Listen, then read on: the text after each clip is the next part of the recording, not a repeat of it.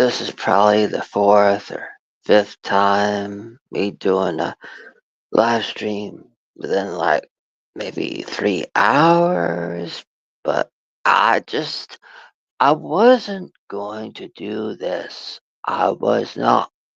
But then I saw somebody posted something like 20 minutes ago about something I didn't think anybody was going to cover again. They were saying, some thing on Facebook was saying that about a movie that, they're talking bad about a movie that I feel very strongly about. So I just felt I needed to do this because really nobody was talking about this anymore. You know, that's what I'm going to talk to you about. So they did this thing about most offensive movies, but I feel that my favorite most offensive movie I need to talk about because this person did a list. Well, there's only one movie that is most people find most offensive that I love. But I'll give a little backstory as to why I love it first, because if I say the name of it, you'll probably just click off of the video. But the reason why I love this movie that I'm going to talk to you about is that I'll mention the name later. Is it's completely underrated. Basically, people have misjudged it just because other people have said that they've taken their word for it that it's super offensive and that people should not have made this movie, and especially with people of a certain age. And yes, people have kind of clipped all the worst and most inappropriate scenes altogether. But what would happen if somebody originally said that about Scarface? And it was like, well, look at all these clips of this person doing cocaine and all this stuff. Look at him use this weapon. You know, if they would have steamed it in a bad light, people probably would think it was offensive, or they probably would think it's one way than the other. Kind of like how they view me, you know?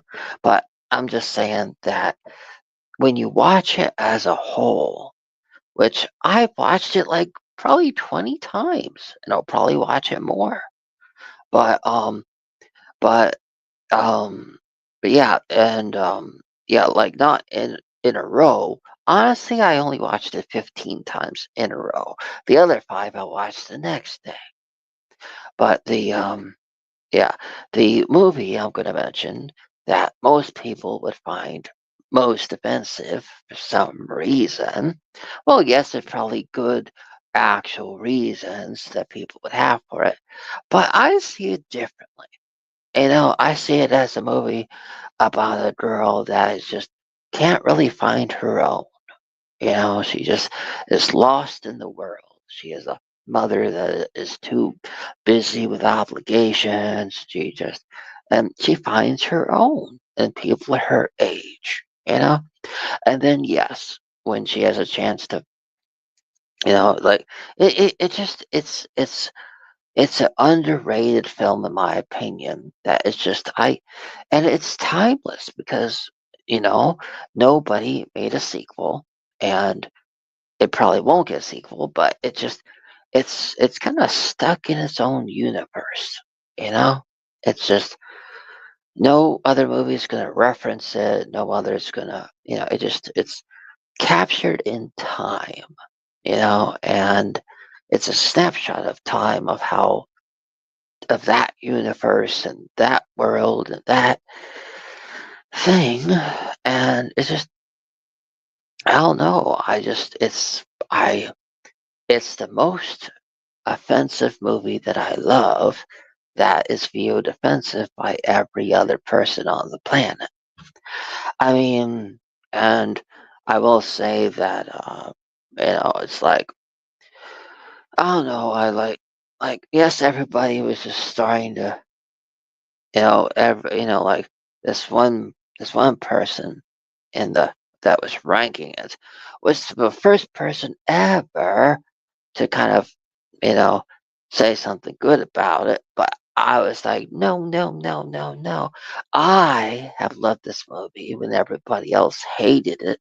I was the one that thought it was not worthy of being removed from Netflix. It was, you know, it's a film that was totally hated by everybody, removed from Netflix. And all the time it was on Netflix, everybody hated it. They hated it completely. When I thought it was amazing. I mean, like I too originally thought, oh, it's so bad. But then I gave it a chance and I loved it. I think it's the best underrated, film ever made by human beings. You know? So what I'm saying is, as far as as far as films that are, you know, what do you call it? Super offensive. And you may wonder, why are you talking about this film in this way when it could potentially ruin how people see you? Well, people already see me a certain way already, as they you see how often people look at my channel and what they think of me as a person, and so I, I, I don't see anything wrong with how people currently see me as given my review on this, especially since it needs to be set straight that I, for years, ever since it came out in 2020, and after I did not let people's opinion on this film sway me from seeing it and, you know, loving it. They, I wanted to tell everybody before they just saw it on Facebook and it's like, oh, someone actually likes this film and thinks it's not bad. I wanted them to know that I, for years, have always been its biggest supporter, probably its only true fan, you know? And yes, I saw that months ago, Ryan had said that he got it and I think he said that he got it for his daughter to watch. I don't know, but he didn't really seem to like it. But I will say I've always loved it.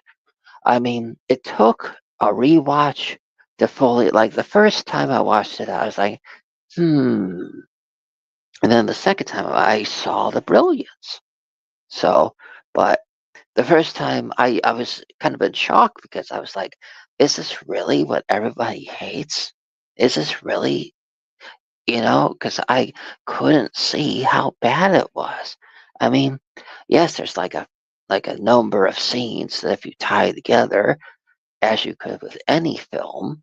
Heck, if you put any of the Godfather films together with just a handful of scenes that are the most violent, you could say that was super offensive or whatever.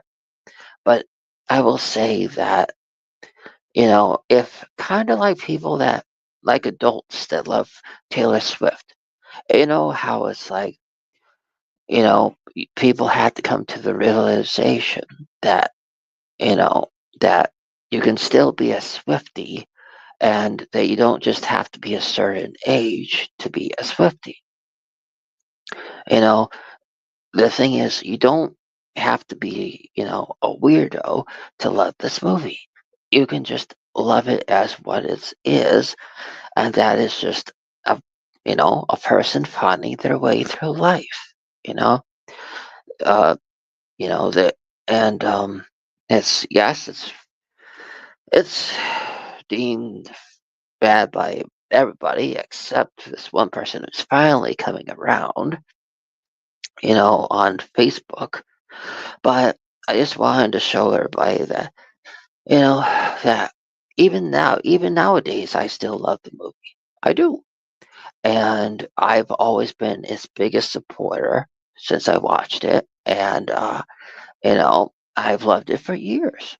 And, just, I don't know, just still waiting for it to get a 4K. Yeah, yeah, I said it. I said it. I think it deserves a 4K. I want to get a 4K of Cuties. Yeah, from and no, no, no, no, no, no. I don't see them as cuties. No, I see it as a from the beginning to the end, kind of a glimpse into life. You know. So yeah, it's that person's journey through life, and yes, it has some scenes in it that are, you know, not deemed appropriate by today's standards. But if you see it as a journey in someone's life from one way to another, you know, of someone that, you know, it then it's acceptable. I mean, people don't hate people don't dog on the movie 13 too much, I don't think. I never heard anybody really say anything bad about it. So why do people I mean, so here's the thing. People hate the movie no, people love the movie Gummo. There's no issues. People love the movie Kids, Kids. So why does this movie deserve so much hate? You know? I'm just saying if they can handle that, why can't they handle this? So yeah, I want Cuties to get a 4K release. Yeah, that's what I feel. Yeah. Well, um, yeah. I'll try ending on a different note. Hopefully, all of you do not deem what I said to just be Ooh, scary words.